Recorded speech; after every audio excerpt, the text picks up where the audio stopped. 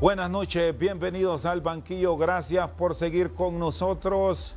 Seguimos en esta emergencia de Honduras y el mundo. Hoy vamos a hablar de la visión que tiene la oposición política de lo que está pasando en Honduras, de los procesos de cambio en la democracia de nuestro país y la visión que tiene básicamente el expresidente de la República, don Manuel Zelaya Rosales, de los sucesos de la nación.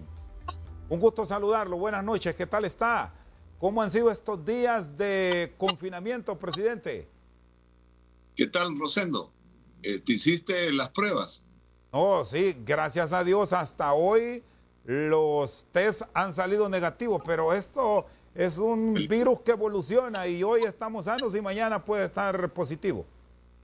Te felicito porque cuando anuncié yo que iba a estar contigo, me dijeron, tened cuidado en ir a cabina porque Chendo no se sabe. Bueno, pero igual es una protección mutua. ¿A usted cómo le ha ido? ¿Ya se ha hecho pruebas? Incluso ahí se volvió en su momento viral una recomendación que usted dijo que tenía algo, no sé si era COVID o parecido al coronavirus y se curó con un jarabe. Eso fue en el mes de febrero, eso ya está totalmente desactualizado. Pero en este momento hay algo paradójico que yo te lo quería comentar. Mira, cuando empezaron las pruebas fue el 17 de marzo, fíjate bien. Hablaron de una prueba y de un contagiado aquí en Tegucigalpa. Después empezó otro en Ceiba, otro en Choluteca, otro en San Pedro. Cuando tenían 5 o 6 pruebas era una alarma nacional. Declararon estado de sitio, prohibieron a la gente circular por las calles, pusieron medidas restrictivas, levantaron las libertades públicas, y nos exigieron estar en nuestras casas. ¿Acuerdan? Sacaron la policía, los militares, que por cierto son los que han mantenido, digamos, una coherencia en sus posiciones. Y hoy, en ese momento habían 7 casos, 10 casos. Y hoy que hay 5.400 casos, entonces ahora hablan de que ya hay que se puede abrir la economía, que se puede circular abiertamente, cuando debería ser al contrario, Rosendo. Cuando habían 7 casos, se tomaron medidas y hoy que hay 5.400 están pensando al contrario. Creo que estamos ante un peligro, ante un grave riesgo, y eso lo hago en forma seria, de que exista como un rebrote en muchos lugares y en muchas organizaciones y en muchas empresas, que exista un rebrote o en instituciones del Estado, y sabiendo que el Departamento de Salud de Honduras es débil, que no tiene los suficientes insumos para atender miles de personas, entonces estamos ante un riesgo y un peligro, hay que tener cuidado. Eso es lo que te quería decir y creo que es conveniente. Y estas posiciones que tiene el Estado y que las han venido exponiendo de decir aperturas inteligentes, que se va a hacer moderado el proceso para los 232 municipios de baja incidencia y de baja densidad poblacional, hablan de abrir con el 60% y medidas de bioseguridad, una escala media, abrir con el 40%, y los municipios de alto riesgo, por decirlo así, zona 3, abrir solo con el 20%, pero tener la restricción, solamente circulará con el último dígito de la identidad el día que le corresponda y con sus tapabocas, con sus guantes, el que tiene, sus cobertores. ¿Cómo observa esto la oposición?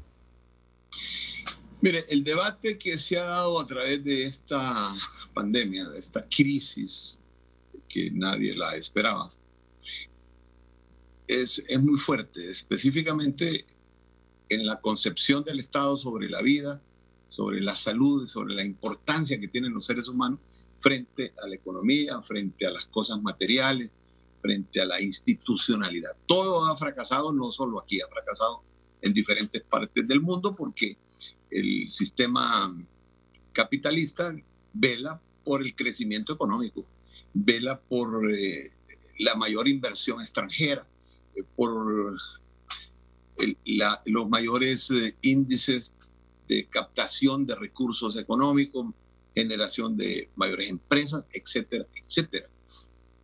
Nunca has escuchado decir lo contrario. Ese ha sido el principal debate en estos meses. Y hoy sigue siendo el mismo, entre la economía y la vida. ¿Qué es más importante para la sociedad? La vida, porque esa no se puede recuperar. La economía se puede recuperar. Mire, el Estado ha recibido los suficientes volúmenes de recursos económicos del exterior en millones de dólares, del Banco Mundial, del BID, del Fondo Monetario Internacional, etcétera, etcétera, de bonos que están vendiendo, endeudando al país, como para que hubiera dado una respuesta más coherente en la defensa de la vida de los hondureños y no de ver solamente el sector económico. El sector económico en una sociedad como la nuestra, en que el 70% lo representa el sector informal de la economía, que no llega a los bancos, que no llega a las cooperativas porque están desarraigados en una sociedad capitalista, porque no tienen los suficientes recursos para poder incorporarse al mercado. En una sociedad como esta, lo ha recomendado CEPAL, lo ha recomendado muchos países, incluyendo el propio Estados Unidos y Europa, la misma Organización de Naciones Unidas. Lo mejor hubiera sido un giro a cada familia con el fin de no romper la lógica del mercado. Pero ellos decidieron paralizar al país y después de que se ha regado el virus, que ya hay más de 5.400 contagiados, entonces empezar a hablar de la economía. Era totalmente al contrario. Sin embargo, no quiero ser solamente crítico o pesimista ante la realidad. Existe una oportunidad valiosa, que es la conciencia que tiene hoy no solo el pueblo hondureño, sino la humanidad entera, de que esta crisis tenga un sentido positivo de reflexión, de diagnóstico, de análisis de la realidad, que nos permita los procesos de transformación radical de la sociedad. Eso es sumamente importante porque o privilegiamos la vida o privilegiamos el dinero. Claro, un economista me va a decir, bueno, pero sin dinero no podemos subsistir porque han convertido el dinero no solo en un patrón, en un jefe, sino que han convertido el dinero en un dios. En esta sociedad, Rosendo, tú lo has de vivir con tu familia. El que no tiene dinero está muerto y el que no tiene acceso a dinero está muerto, porque la sociedad está orientada solo a la acumulación de capital, de recursos económicos. Tú vas a ver los discursos de todos los medios de comunicación, con honrosas excepciones. Vas a ver el discurso de todos los analistas y los intelectuales. Bueno, que no tenemos crecimiento económico, que no hay generación de nuevas empresas, que no hay inversión extranjera, porque no se privilegian, honestamente, los valores de los recursos humanos. Aquí el hombre que es honesto, el hombre que es noble, la mujer que es noble o la mujer que es justa, si no consigue los recursos económicos del sistema capitalista, no tiene ninguna posibilidad de sobrevivir. El Estado no responde ante las grandes demandas de la sociedad. Entonces ese debate, como tú puedes apreciar, nosotros que nos hemos constituido como partido de izquierda porque defendemos la humanidad antes que las cosas materiales, como una izquierda fuerte, que estamos organizados y además constituidos con otras organizaciones del mundo también en la misma forma, señalamos esa debilidad, especialmente de este régimen. A pesar de tener una respuesta del régimen a los problemas, no han podido enfocarse directamente en lo más importante, que es el desarrollo humano. Ese es el que más está siendo afectado. Todos los analistas coinciden, no solo aquí, en Europa, en Estados Unidos, en Oriente, en China, en todos lados, en Rusia, que la situación después de la pandemia, de la pobreza, de la desigualdad, de la miseria y por tanto de la violencia que genera todo eso, va a ser peor que antes, especialmente para los países pobres que son. ¿Qué otras prioridades, presidente Zelaya, deben tener ustedes como partido político, que las ha conversado con su bancada, a sabiendas de que desde el Congreso Nacional se pueden impulsar iniciativas para un beneficio de la colectividad hoy afectada por este virus? Bueno, siguiendo en la línea de tu pensamiento, tú dices oposición, partido de oposición. Vamos a ver qué opina la oposición. Entonces,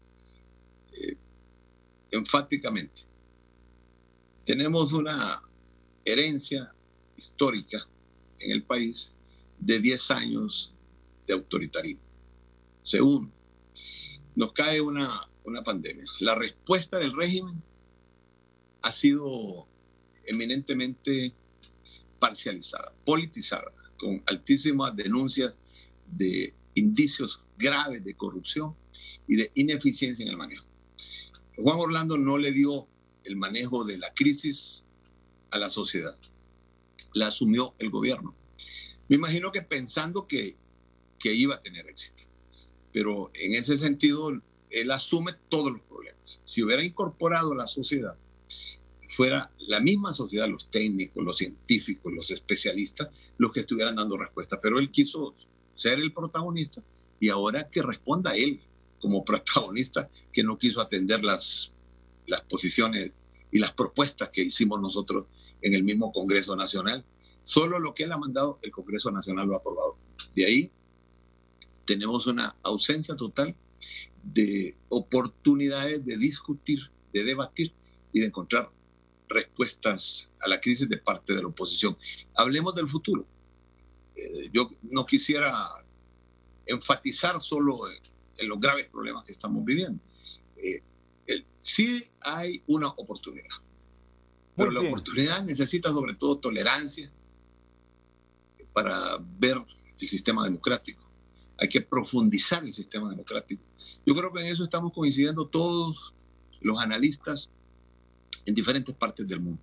La crisis de la pandemia nos trae la oportunidad de profundizar todo el proceso de desarrollo humano y especialmente de desarrollo democrático para el país.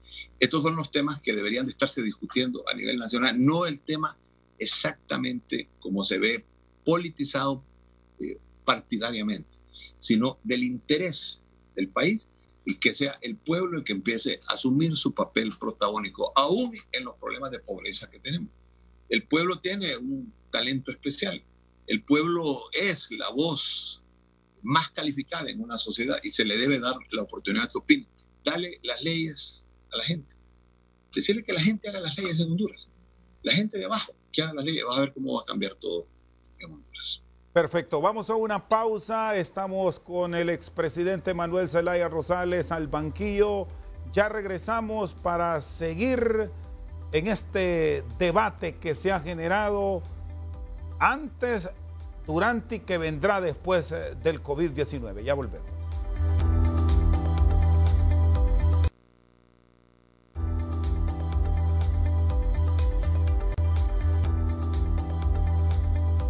Seguimos al banquillo con el expresidente Manuel Zelaya Rosales. Usted me planteaba de hablar del futuro, de unir esfuerzos para salir adelante en una crisis sin precedentes para Honduras y el mundo. 15 de agosto es un límite que se ha dado en caso de no retroceder para una apertura de nuestra economía en los niveles que veníamos experimentando a finales del mes de febrero. ¿Cómo trabajar de manera conjunta, gobierno y oposición, por el país? Mira, primero habría que decir que la pandemia está en las ciudades, esencialmente en las ciudades. Está en las partes donde hay mayor aglomeración de personas. Donde se reúnen es donde se puede contagiar. En el campo, en el área rural, acuérdate que tu servidor es del área rural. ahí donde se siembra, en las labranzas, en las grandes llanuras, ahí es mucho más difícil contagiarte, porque hay demasiados espacios. Entonces, para resolver el problema, en este momento, primero, de la economía, hay que generar trabajo, crédito, inversión en el campo, especialmente en la producción de alimentos, que es lo que se ha visto que es lo más indispensable en una crisis. Lo segundo, hay que entonces crear diferentes escenarios, unos para el área rural y otros para el área urbana. No lo han hecho así, estos trabajan geográficamente por departamento. Entonces toman las decisiones por departamento. Esto no ha sido lo mejor, porque hay lugares donde no existe el COVID, municipios enteros donde no existe, y en otros donde sí hay un problema que se tiene que enfrentar y se tiene que resolver con responsabilidad. Para la apertura de la economía, tiene que hacerse, como ellos mismos lo han planteado, gradualmente. Pero acuérdate que está frente a un político que tiene un planteamiento como partido, como sociedad de país, un planteamiento de nación. Nosotros hemos propuesto cambios a esta sociedad y hoy con la pandemia son más necesarios. Prácticamente todos los valores que hemos expuesto, sociales, democráticos, hoy se han puesto en evidencia que son más necesarios que nunca.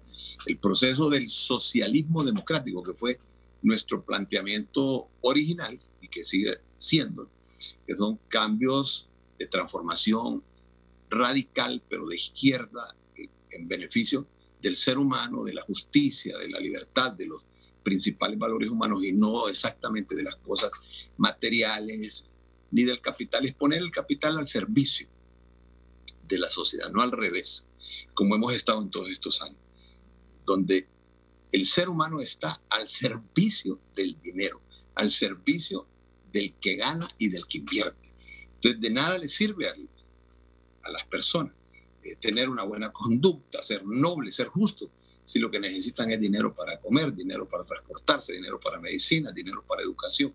¿Me entiendes? Entonces, te han invertido los valores en nuestra sociedad. Entonces, ese es nuestro principal planteamiento. Y eso solo se puede resolver profundizando el sistema democrático. Aquí ha habido fuertes denuncias, nosotros mismos las hemos hecho, de fraudes electorales, de golpes de Estado, de un sistema autoritario, dictatorial. Si no hay un cambio del régimen y un cambio del sistema, no estaríamos resolviendo nada.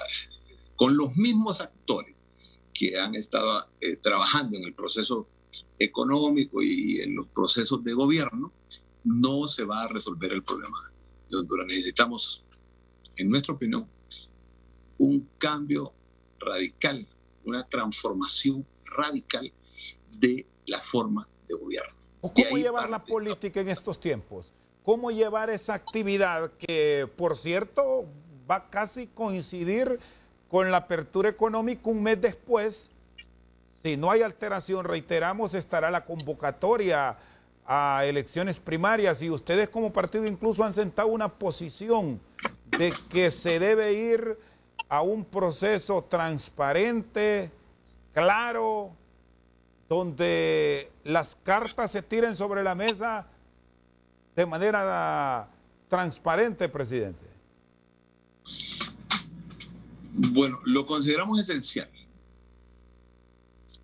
Acuérdate que aquí hay un sesgo en esta sociedad. Ustedes mismos lo practican en los medios de comunicación. El que es político, por sinónimo, muchas veces injusto e incorrecto, todos los políticos son corruptos. Es algo que lo aplica injustamente en el país, porque no todos los políticos somos iguales. Unos tenemos algo que mostrar, una conducta, una vida entera, y otros están empezando que prometen. Nosotros no somos promesas, somos simplemente responsabilidad cumplida históricamente. Entonces, hay que saber hacer esas diferencias. En segundo lugar, para la población eso es como una lógica en la población. El político solo busca sus intereses o los de su grupo o los de su partido. Entonces, ¿quiénes son los que se llevan los méritos en la sociedad? Los que tienen dinero, los poderosos, los que tienen capital. Para ellos se hacen las leyes. Aquí si tú tocas la fachada de un edificio vas a la cárcel. Pero si tú ves 1 millón de pobres muriéndose de hambre en la calle, no hay una ley para que los proteja. Si ves 1 millón de niños en las calles pidiendo un mendrugo de pan para alimentarse, no hay ninguna ley. Si vos salís a la esquina y ves una madre con sus hijos pidiendo, no hay una ley para velar por los derechos. Entonces, todas las leyes y todo el sistema está hecho para proteger al que tiene capital, al que tiene intereses o al que tiene dinero. Eso hay que cambiarlo. Y hay que cambiarlo transformando el poder. Para eso es el sistema democrático. Sigue con la idea de la constituyente. Y cuando en el sistema democrático, Cheto, hay fraude, cuando en el sistema democrático se impone una trampa, entonces se rompe el pacto social. Por eso nosotros luchamos. Tenemos representantes en los organismos electorales, el Consejo Nacional de Elecciones. La presidenta del Consejo Nacional de Elecciones hizo una propuesta. Ya está ahí en el pleno del Consejo Nacional de Elecciones para elecciones transparentes primarias. Sin embargo, hay un atraso. Hay un atraso, uno provocado por una licitación fracasada, con muchos indicios de corrupción en esa licitación. Y no es de los magistrados, no es de los comisionados del registro. Fue en los organismos internacionales. Hay despidos, se anuló un contrato. Desde Nueva York se tomaron las medidas. Ya expliqué, no son los comisionados. Ellos delegaron esas cosas en los organismos internacionales. Que investigue el que tenga que investigar, especialmente los organismos que se dedican a eso o el periodismo investigativo. El contrato para asignar la empresa que iba a dar la tarjeta de identidad fue cancelado, fue anulado. Debía de empezar en el mes de febrero y todavía llegamos hoy al mes de junio y no tenemos empresa para la tarjeta de identidad. ¿Tiene sus dudas? Hay otro elemento también que debe de investigarse, porque eso no corresponde a los comisionados, sino a las empresas que se les dio esa función. Estamos al mes de junio, los kits para hacer el empadronamiento de campo deberían de estar en Honduras el 2 de febrero. Y estamos al mes de junio y no han venido los kits. Entonces, claro que tenemos un atraso. No echemos la culpa al COVID. No, el COVID claro que ha afectado, pero tenemos un atraso, repito, no producto de la acción de los comisionados, sino de los organismos que se asociaron internacionalmente para eso. Entonces, ¿qué significa para nosotros que esté montado un fraude electoral en el país? Significa que no hay democracia. Y si no hay democracia, no hay cambio de gobierno. Y si no hay democracia, no solo se puede quedar el que está, sino que puede imponer a otra persona o puede planificar cualquier barbaridad porque el pueblo no se hace respetar, porque no hay un acuerdo social, no hay un pacto social que se respete. La sociedad dirige por los acuerdos. La Constitución es un acuerdo, la ley es un acuerdo y todo lo que se ha firmado lo han violado absolutamente. ¿Dónde está el acuerdo de garantías mínimas que para este mes de septiembre íbamos a tener nueva identidad, íbamos a tener nuevo censo? Y estamos llegando a agosto, septiembre, y todavía no tenemos ni los kits para hacer el trabajo. Entonces, claro, yo soy optimista, estoy esperando soluciones, respuestas, estoy esperando que el Consejo Nacional de Elecciones nos dé la alternativa para hacer elecciones transparentes el 14 de marzo del 2021, primarias.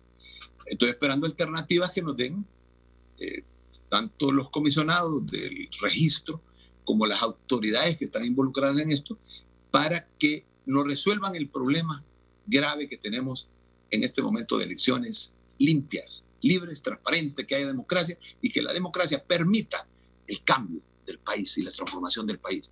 ¿O qué quieren? ¿Que salgamos de la pandemia y sigamos igual? Muy bien, está con nosotros el expresidente Manuel Zelaya Rosales esta noche al banquillo. Vamos a una pausa y ya regresamos.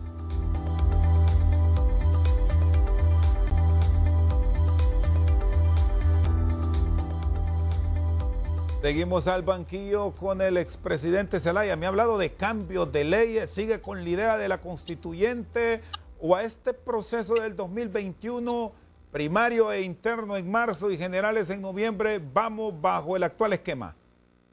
Bueno, te agradezco infinitamente, Chendo, que hables de ese tema, porque aquí le tienen un pavor a la consulta popular. No sé, la base de un sistema democrático, cuando salimos de la monarquía, salimos de los imperios, salimos de todo aquel esquema de la Edad Media tan represiva que hubo, fue en confiar en la base popular, en la voz del pueblo. Y se acuñó más bien aquella famosa frase que decía, Vox Populi, Vox Dei, la voz del pueblo es la voz de Dios. Lo repiten los políticos, lo repiten los analistas, pero no creen en el pueblo. Creen que los humildes, los descamisados de Argentina, los descalzos de la historia de Jesús de Nazaret, los pobres que son la sal de la tierra, son los que dan el sentido a la vida para poder resolver una tragedia como es la de la pobreza, no creen en su opinión, creen que solo las élites, los intelectuales, los estudiosos, los analistas son los que tienen la verdad. Y mire cómo nos han llevado hoy a este momento en que se ocupa salvar la vida y los científicos, y los técnicos, y los economistas, y los grandes estadistas, ¿dónde están? Mire el problema de los Estados Unidos. Mire la muerte de George Floyd, de este norteamericano de raza negra, que fue asesinado públicamente, poniéndole la rodilla de un supremacista blanco hasta que lo estrangula y que lo mata. Frente al mundo entero, pues ese salvajismo de la sociedad de hoy, ¿a qué nos lleva? ¿A qué nos lleva el racismo que condenamos en cualquier latitud y en cualquiera de sus prácticas? ¿A qué nos lleva el feminismo, ese antifeminismo que hay en muchas partes del mundo, de menospreciar el valor y la participación de la mujer y verla como un ser inferior o vulnerable? ¿A qué nos lleva el desprecio al pueblo, el desprecio a las grandes mayorías, que simplemente porque no tienen dinero, porque no estudiaron? ¿En qué nos lleva eso? Nos lleva lógicamente a la necesidad de un diálogo nacional. Eso es una Asamblea Nacional Constituyente, es una refundación de la historia del país, es ver el futuro, pero con manos democráticas. No, aquí quieren un proceso político viciado. ¿Y estamos a tiempo? Tenso, podrido que tenemos. Entonces, claro que la Asamblea Nacional Constituyente, planificada desde la cuarta urna del Acuerdo de Cartagena, donde firmó Porfirio Lobo Sosa, Juan Manuel Santos, Hugo Chávez Frías, Nicolás Maduro, donde la OEA, 33 países de la OEA. ¿Estamos a tiempo de pensar en este proceso en la Asamblea? Estamos siempre a tiempo de un diálogo nacional que tenga como base el diálogo popular en el país. Consultas populares, Asamblea Nacional Constituyente, construcción de un Estado republicano, libre, democrático, soberano e independiente. Aquí todo eso no se practica. Y de este no hay pensamiento... no hay soberanía, no hay absolutamente nada. Siempre estamos a tiempo. Y de este pensamiento de libre. ¿Por qué no se hace? Y de este pensamiento... No quiso, mire, Juan Orlando no quiso, Chendo, ni ratificar el Acuerdo de Cartagena que le sirvió a Honduras para regresar a la comunidad internacional, porque ahí está la constituyente. No quiso ni siquiera autorizar las consultas que tanto las ha propuesto Libre en el Congreso Nacional, porque en la medida que tú consultes al pueblo, que es la víctima, que es el oprimido, ahí están los grandes cambios y transformaciones del país, pero le temen al pueblo. ¿Este acuerdo de Cartagena no era la protección suya? Está publicado y tú lo puedes leer. Ahí no hay protección absolutamente para nadie. Desde luego, yo tengo 13 demandas, hasta mi casa la tengo embargada. Yo entro todos los días a mi casa, Rosendo, ojalá que tú pudieras percibir eso, entrar todos los días, donde tú vives con tu familia, con tus hijos, y saber que hay una espada de Damocles. Ese es Juan Orlando, una espada de Damocles sobre tu cabeza, que en cualquier momento te allanan, en cualquier momento te la quitan, que en cualquier momento te desalojan violentamente en un estado autoritario. Así no tiene viviendo Juan Orlando. ¿Qué protección hay? Si todos los exministros de nosotros tienen 140 demandas defendiéndose todos los días en el sistema judicial hondureño o en el sistema que tiene controlado el Partido Nacional. Nosotros no tenemos ninguna protección. Estamos aquí defendiendo derechos del pueblo y además dando propuestas, sí, presidente, dando soluciones. Sí, presidente, doña Xiomara Castro, que es la que está encabezando, lejos de los demás aspirantes de Libre, las propuestas y los sondeos dentro de este instituto político. ¿Qué dice de todas estas iniciativas? Muchas de ellas que incluso han llegado ya al Congreso Nacional. Usted hablaba inclusive de una segunda vuelta. ¿Se han impulsado de manera coherente estas iniciativas, estas propuestas? Sí, Libre apoya, no por interés partidario, porque por interés partidario de repente se asocian los conservadores y podían tener hasta mayoría en una asociación. No, nosotros por interés democrático queremos una segunda vuelta. Y si hoy nos dicen que hay que firmar, solo díganos a dónde. Nosotros, los 30 diputados de Libre que han sido vanguardia en esta lucha en defensa de la sociedad y del pueblo, están dispuestos a firmar sus 30 propietarios y sus 30 suplentes si quieren. ¿Dónde firmamos para que haya una segunda vuelta en Honduras? Que creo que es necesaria. Fíjate que ahí hay una paradoja. La derecha cree que la izquierda es más fuerte y que nos vamos a unir para ganarles. Y muchos de izquierda creen que el Partido Nacional unido con el Partido Liberal son más fuertes, así como se unieron para el golpe de Estado, se han unido para los fraudes, se han unido para hacer un cogobierno durante 10 años. Creen que se va a unir la derecha y le va a ganar a la izquierda. Entonces, partidariamente no podemos ver la segunda vuelta. La segunda vuelta la tenemos que ver en beneficio de la democracia hondureña. Me preguntaba sobre Xiomara.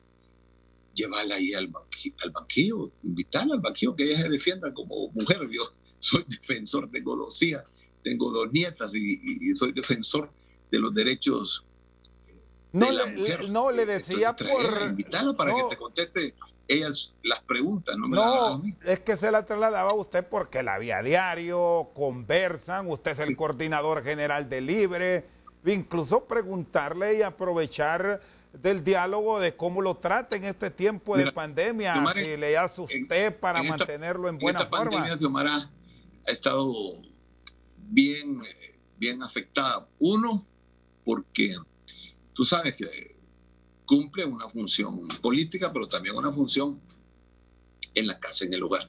Y ella ha tenido que asumir lo que yo no asumo en la casa, con los hijos, con los nietos. Su padre ha estado sumamente grave, es un hombre de más de 90 años, ha estado atendiendo personalmente ella a su padre, casi un mes estuvo al par de la cama de él. Entonces sí ha estado sumamente afectada, y mi solidaridad para Xiomara. Y por cierto, ¿cómo está su madre? También es una mujer de avanzada edad. ¿Cómo la han cuidado en esta época de pandemia, presidente?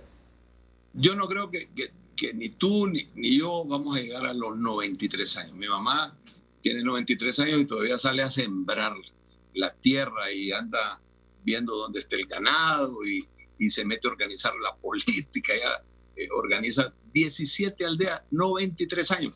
Y es una mujer con una gran energía, una gran capacidad. Claro, tiene 93 años, tiene limitaciones de alguna naturaleza, pero hace apenas 2 años, cuando estábamos en la campaña de la Alianza de Oposición contra la Dictadura, me habló y me dije: hijo, fíjate que quiero decirte algo. Yo pensé que era algo grave.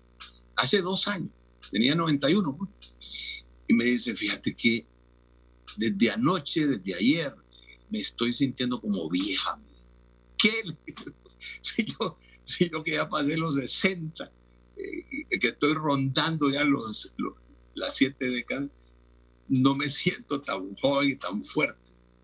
Y tú me dices que hasta ahora, no, me digo yo, cuando tenía tu edad era la época más esplendorosa de mi vida. O sea que es una mujer sumamente fuerte. Mi mamá, yo no tengo esa capacidad. Yo creo que yo salí a mi padre, que los Zelaya mueren jóvenes. Luchan toda la vida, pero mueren jóvenes. Muy bien, vamos a ir a una pausa y luego seguimos en este diálogo aquí en Al Banquillo con el expresidente Manuel Zelaya Rosales.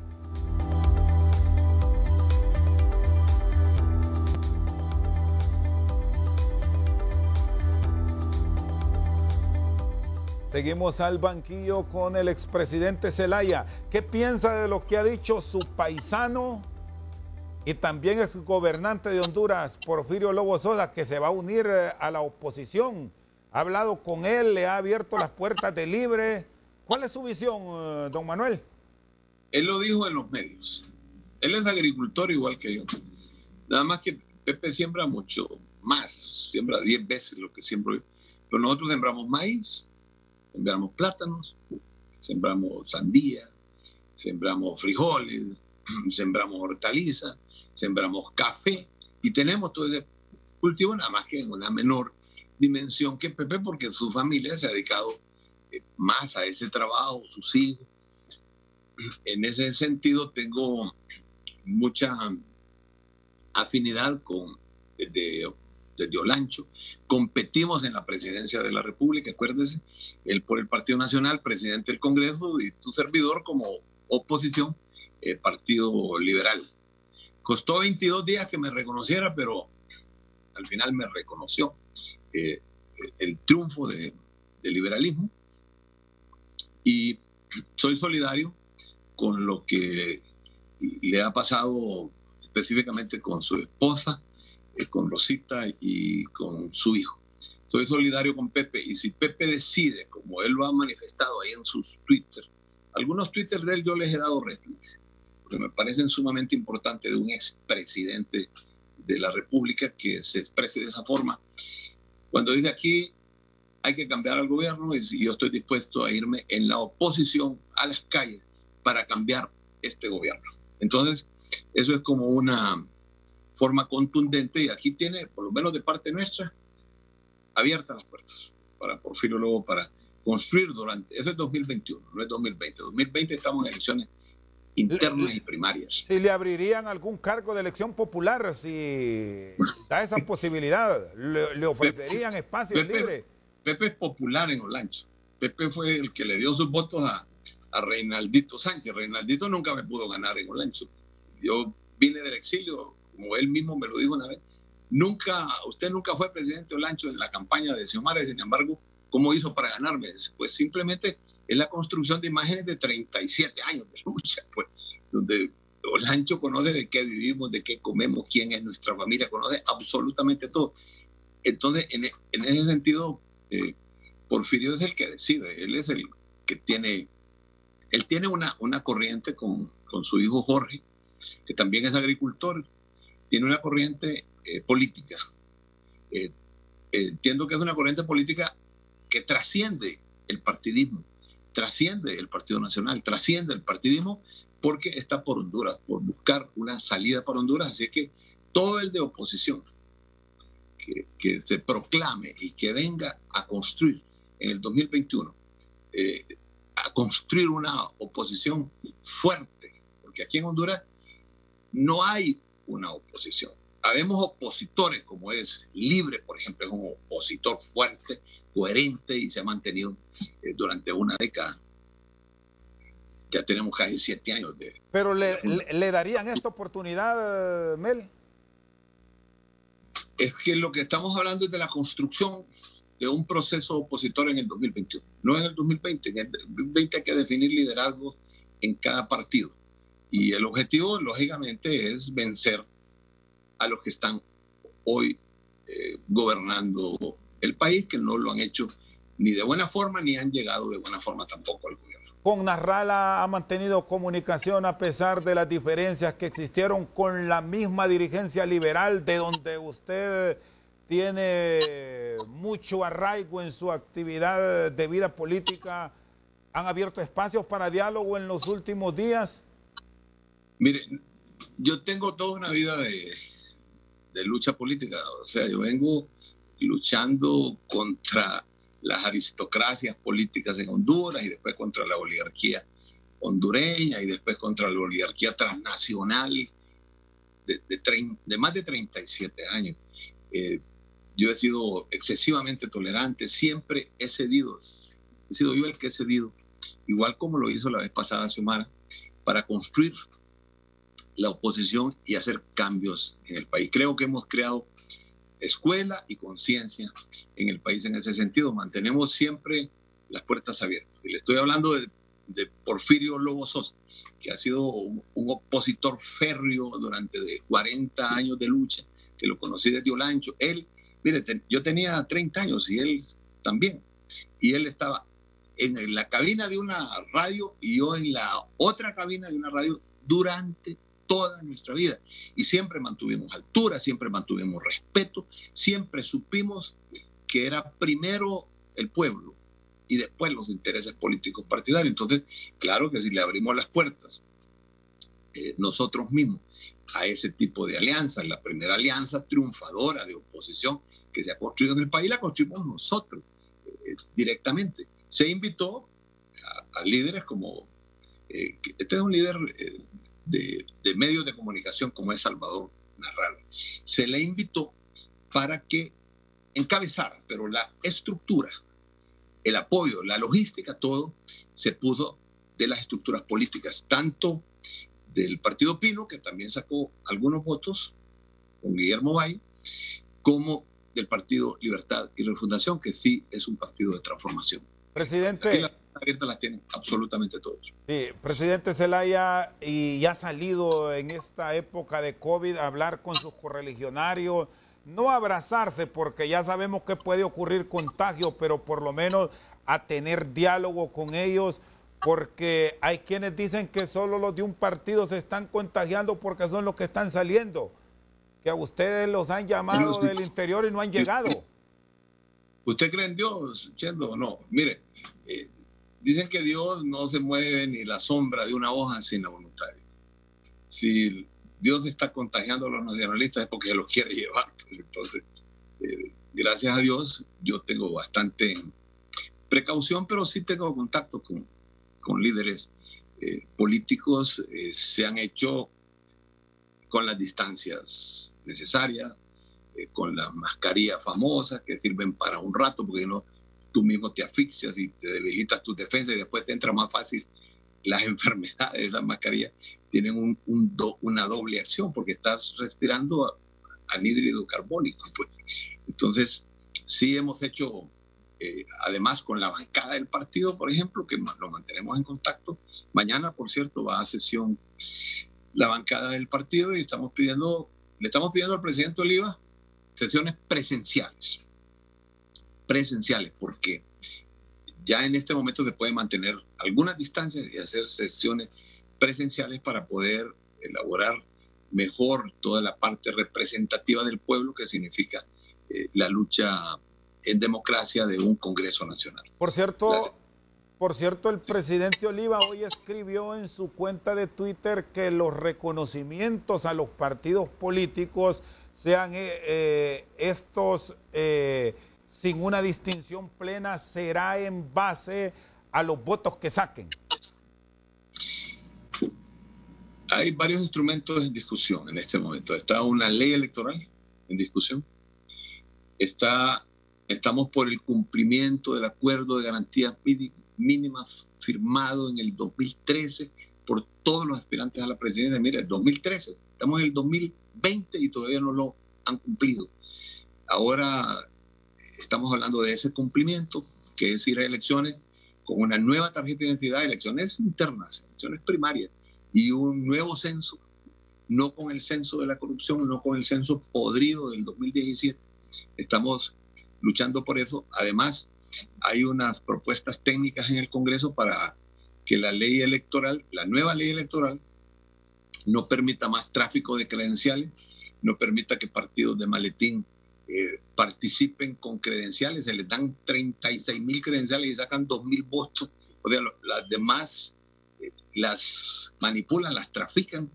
Entonces estamos luchando por eso, por el voto electrónico, por varios elementos necesarios para que se vote con la huella dactilar. Todo eso está planteado en el Congreso Nacional y estamos pidiendo al presidente Oliva, que es el más fuerte aspirante en este momento por sus estructuras del Partido Nacional, a que hagamos elecciones limpias, a que hagamos un esfuerzo para que sea el pueblo el que decida. Libre ha exigido que se respeten las fechas de las elecciones, pero estamos exigiendo una nueva identidad y un nuevo censo para participar abiertamente. Presidente, tengo un minuto para cerrar. Gracias por habernos acompañado en Al Banquillo. Me dice que ya está cerca de los 70. ¿Cómo se está cuidando? Sí. ¿Teme contagiarse? ¿Cómo es su vida? Ya me dio esa cuestión. Yo estuve en Europa en el mes de febrero y estuve seriamente afectado. Estuve 2-3 días acostado con medicinas y con todo. Y ya cuando vine aquí a Tegucigalpa, en Panamá, me tomaron todas las indicaciones, me hicieron pruebas de temperatura, pruebas de presión y prácticamente había superado el contagio. Nunca me hice una prueba si era coronavirus o no, pero ya en Europa estaba. Yo fui al Parlamento Europeo y fui a hablar de esta dictadura apoyada por Estados Unidos y Europa. Y fui a hablar de democracia, hablar de que era necesario un cambio. Y allí defendí también a los presos políticos y a diferentes amigos que están sufriendo en el país. Entonces sí tuve bastante dolor. Me imagino que... ¿Fiebre? Sí. ¿Y cómo se curó? Todo, dolor en el cuerpo. Estuve botado ahí 2-3 días, pero mi cuerpo se recuperó. Así es que, bendito Dios. ¿Cuál fue la receta? Mira, yo llevé bastantes medicinas porque uno cuando viaja, bueno, la misma mamá o Xiomara me pone jengibre, manzanilla, hojas de eucalipto, siempre que uno, imagínate ir a Europa. Si para nosotros ir a Europa es una gran novedad, pues vamos cada 10 años a Europa. Nunca se las han quitado en el aeropuerto. Fórmula 44, Vicks Fórmula 44, y llevaba también antibióticos. Y tomé antibióticos, pero no me voy a poner de médico a recetar absolutamente nada. Pero yo sí tuve ahí un efecto y logré superarlo inmediatamente. No quiero hacer alarde de eso, pero es algo muy sensible, pues, porque se pierden vidas humanas. Perfecto. Gracias, presidente. Muy amable. Bueno, gracias a ti. Saludos. Okay. El expresidente de la República, don Manuel Zelaya Rosales, con nosotros esta noche al banquillo. Al cierre les recomendamos siempre el uso de la mascarilla.